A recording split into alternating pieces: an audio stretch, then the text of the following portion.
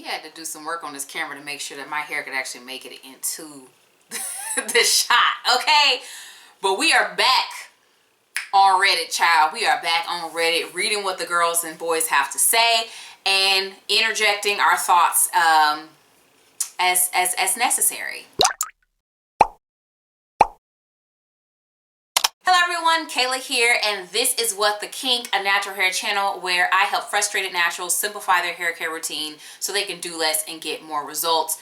That is going to be a common thread through probably most of what I have to say throughout the course of this video, so it is what it is. Also, all advice given at this video will come with a complimentary grain of salt, because who am I but just a simple person on the internet? So the first one is called non-protein humectant gels for low porosity hair. I love how they kept it very direct and simple as to what they are looking for. This person says, looking for gels that have humectants in them and no protein. Any recommendations would be helpful. That's literally it. That's all they had to say. So my first thing is, I can't really give you recommendations for gel based off your porosity. The porosity just doesn't matter as much as the girls think it does. It just doesn't matter as much as you think it does. Honestly, you can fully and totally care for your hair without knowing the porosity. And I don't really think that it's a situation where if I have this porosity, this gel works great for me, and then someone else has a different porosity and the gel is trash. It just doesn't really work like that. So yeah, that's the first thing. Second thing, you're avoiding protein. Why? Why? Most of these hair gels are just not going to have enough protein to really like impact your hair. It's just not strong enough in most cases, it's particularly if there is protein in these gels. It's typically going to be lower on the ingredients list. And then also there's different types of proteins. There are proteins that actually like condition and help to further moisturize your hair and stuff. And so not all proteins are going to be like super strengthening on your hair and stuff like that. I just don't think gel is like such a source of protein that you should really be concerned. And I think the reason why you're avoiding protein is because you're worried about the whole low porosity thing. And there's this thing floating around that low porosity people shouldn't really use products that contain protein. So I'm thinking maybe that's why you're trying to avoid it. I think that small amounts of protein in your products is actually really a good thing. That way it helps you keep your hair balanced without you having to go all out doing these moisture treatments and all out doing these protein treatments. You don't have to do that if you do have small amounts of proteins in your regular day-to-day products, just to keep your hair balanced. Your hair is not damaged most likely if you are natural. And so I feel like we seek to try to treat our hair when there's nothing wrong with it, and you're okay to just use products that have small amounts of protein. That being said, once you leave the drugstore section and go more towards the botanical type gels, most of them have humectants in them, so very easy to find, and a lot of them have very little protein or none at all. I would say no protein at all is the norm amongst botanical gels, and then them having like a little like one protein is what it's going to be if there is in fact protein in the product at all, right? So a couple of recommendations. I went with the ones that you can easily get into the store. I'd be going on and on and on if I were to list every single one of these that met the qualifications that you have. But first off, Kinky Curly Curling Custard. There's not protein, but there's humectants, and it is it's a gel that doesn't have any protein. However, I will say that you do need the leave-in that goes with it in order to actually get it to like do something on your hair. Otherwise, yeah, girl, no. There are people who have successfully used other leave-ins with it and got results. Another one is Camille Rose Curl Maker. This is also widely available at most places that sell the Kinky Curly. And it is protein free. This is a little bit more this is outside of the drugstore, but it's still meeting the requirements. I would also recommend from EcoSlay their orange marmalade. Don't watch my video on it because I definitely tweaked my approach to it. And then their Jello shots. you can watch my video on Jello shot. But those two paired together make a pretty nice wash and go combo as a like lighter, more botanical gel, and then one that has a little bit more hold that is also botanical as well, but it's a stronger hold gel. That duo together is also completely protein free and full of humectants. Honestly, the list, as I said earlier, could go on and on and on when it comes to this, because that is what the girls want, and that's what the brands are making now. Humectant heavy gels that don't have protein. So this next one is called Help with Shedding. I love to talk about shedding because there seems to be a lot of like people who freak out about shedding when, you know, I'll say what I have to say about shedding later, but a lot of people freak out about shedding, and they also sometimes will mix up shedding for breakage, and both ways on that one. So I love when people ask about shedding, so I had to do this one, couldn't resist. Every time I take out a protective style, I have a lot of shedding. I'm talking strings and strings of it when I go to wash my hair. I always detangle it really well, and the excess stops after about 2 deep conditions. So maybe 3 weeks. Is this normal? Is it a problem with retention? So we got 2 things going on here. First of all, shedding is totally natural. Your hair is going to shed.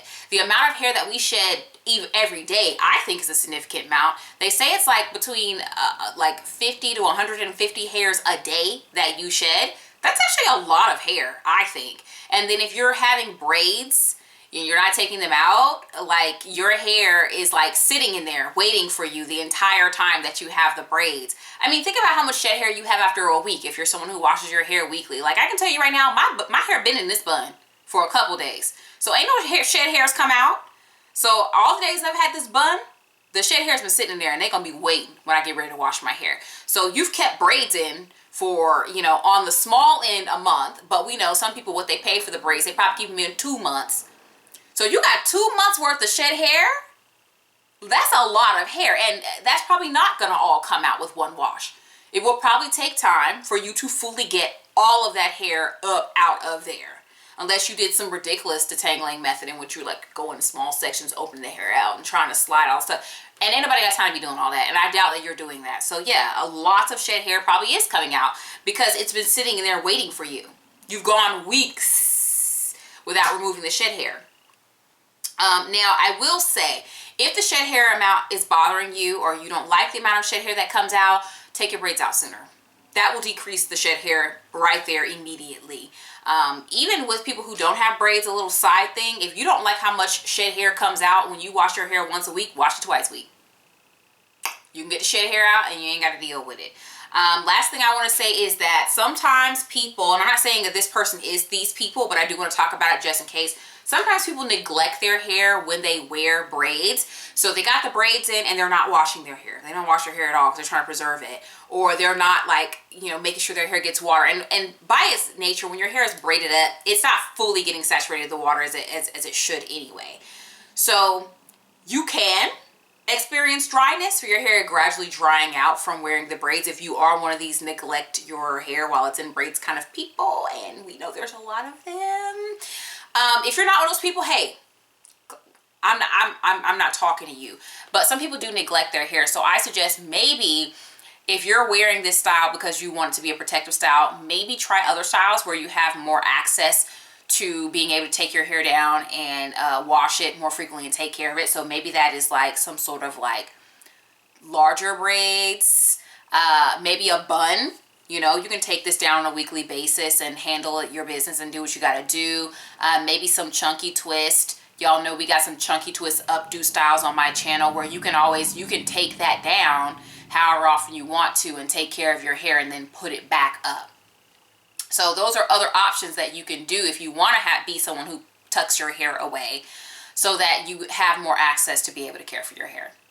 Okay, we've been pretty tame so far, but I definitely want to hit y'all with this one. This one is called Help Me, Please, I Ducked Up.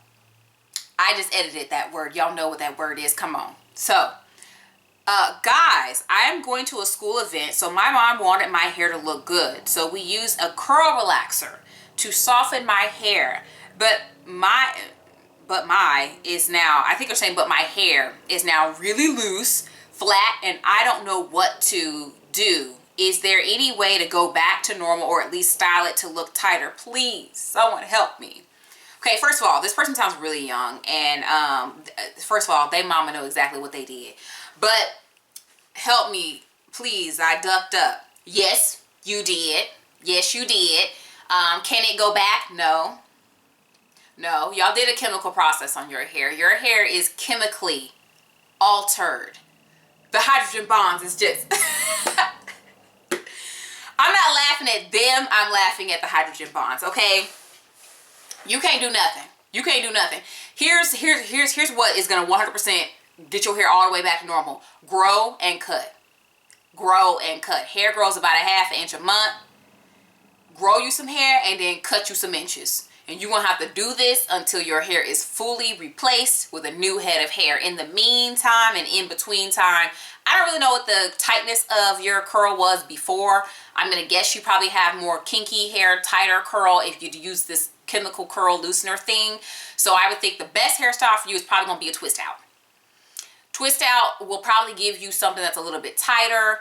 Your ends may be stringy at this point now, so sometimes the twist out, the resulting twist out can look kind of stringy. You can do those little really skinny perm rods with the little stretchy thing that pops over. You can put those on the ends of your twist to kind of encourage the ends to twist up. I highly recommend that you actually use a styler when you do these twists. We love in the natural hair community to use things that are not actually stylers, things that don't have any ingredients that provide hold when we're doing twists. Please use something that has hold. There are many foams that have hold ingredients. I have a whole foams video, check it out. And then we also have, if you're gonna use a cream, use creams that have things like PVP or VAPA copolymer or something like that, and that actually provides hold. Make sure your hair is fully dried and set before you take it out. That way you can rock it for a couple of days, even a whole week, and then you have a tighter hairstyle that may more closely mimic the original curl pattern that you had prior to this curl loosener treatment. I'm so sorry that this happened to you. You sound really young, so there's probably nothing else that you can do. Maybe your mom will like the twist out style and think it's more polished. I personally feel that my hair looks really artificial when it's in the twist style. Your mom may like that, and that may encourage her to stop putting the chemicals on your hair and keep the chemicals away in the future. And I'm so sorry again. If you guys like seeing me react to videos, I definitely have more. Here's the other Reddit video. Go check out my other Reddit video.